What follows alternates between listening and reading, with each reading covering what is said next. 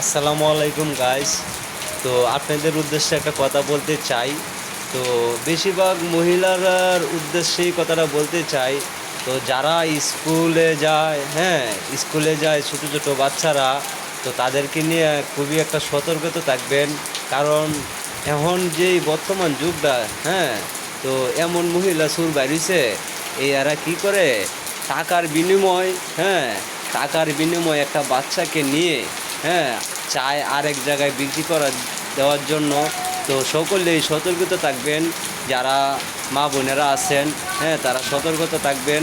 যদি বাচ্চাটা চুরি হয়ে যায়, তা আসলে কিন্তু যার বাচ্চাটা চুরি হয়ে যাইব, হ্যাঁ, তার বুকটা কিন্তু খালি হয়ে যাইব। কারণ সে কিন্তু যেই মা 10 মাস 10 দিন গর্ভে রাখছে, সেই শুধু টেনশনটা বেশি করবে। সেই জন্যই বলছি যে আপনারা বাচ্চাটা খুবই সতর্কতাভাবে রাখবেন, স্কুলও পাঠাইবেন। আশা করি আপনারা নিয়ে যাবেন, যখন ছুটি হয়ে যাব তখন আবার নিয়ে আসবেন।